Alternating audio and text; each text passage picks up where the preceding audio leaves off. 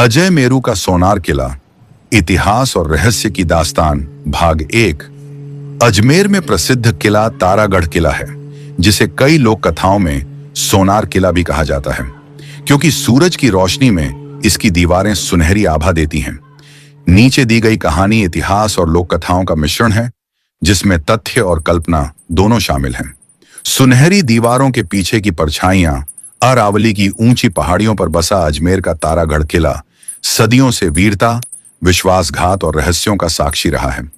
दिन में यह किला इतिहास की धूप में चमकता है, लेकिन रात होते ही इसकी दीवारें जैसे फुसफुसाने लगती हैं। बीते युगों की चीखें, अधूरी प्रतिज्ञाएं और अनकहे श्राप। लोग कहते हैं कि पूर्णिमा की रात जब चांद अपनी चांदी बिखेरता है, तब किले की सुनहरी दीवारें अचानक धुंधली पड़ जाती हैं और किले के सबसे पुराने बुर्ज से किसी स्त्री के रोने की धीमी आवाज आती है। अध्याय 1। अजयपाल का स्वप्न। 8वीं शताब्दी।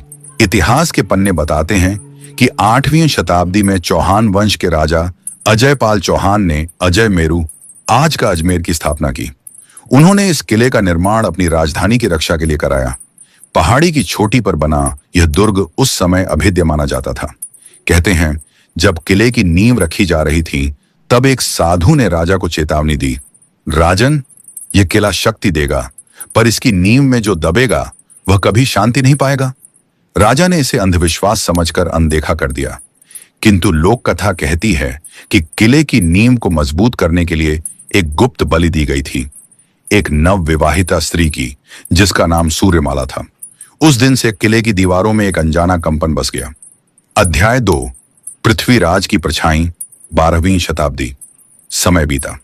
12वीं शताब्दी में चौहान वंश के वीर राजा पृथ्वीराज चौहान ने इस किले को और सुदृढ़ किया। वह युद्ध कौशल में अद्वितीय थे। कहा जाता है कि एक रात युद्ध की तैयारी करते समय पृथ्वीराज ने किले के बुर्ज पर एक स्त्री को सफेद वस्त्रों में खड़े देखा। उसके बाल हवा में लहरा रहे थे और आंखों में करुणा थी। तुम कौन हो? राजा ने पूछा। धीमी आवाज आई, मैं वही हूं जिसे इस किले ने निगल लिया। जब तक यह किला खड़ा है, मेरी आत्मा भटकेगी। अगले ही दिन युद्ध में पृथ्वीराज को पराजय का सामना करना पड़ा। सैनिकों में यह चर्चा फैल गई कि किले की आत्मा ने हार का संकेत दे दिया था। अध्याय 3। मुगल साया। मुगल काल में यह किला कई बार हाथ बदलता रहा। अकबर ने अजमेर को अपने शासन का महत्वपूर्ण केंद्र बनाया। तारागढ़ किला अब मुगल सैनिकों का ठिकाना था। एक मुगल सूबेदार मिर्जा कासिम ने अपने सैनिकों से कहा, यहां रात को अजीब आवाजें आती हैं, पहरा दोगुना कर दो। उस रात पहरेदार यूसुफ ने देखा कि किले के पुराने कुएं के पास धुंध छाई हुई है। धुंध के बीच एक आकृति उभरी, चेहरा पीला, आंखें खाली और पैरों में घुंघरू। घुंघरुओं की आवाज किले की पत्थर की दीवारों से टकराकर गूंजने लगी। सुबह यूसुफ बेहोश मिला।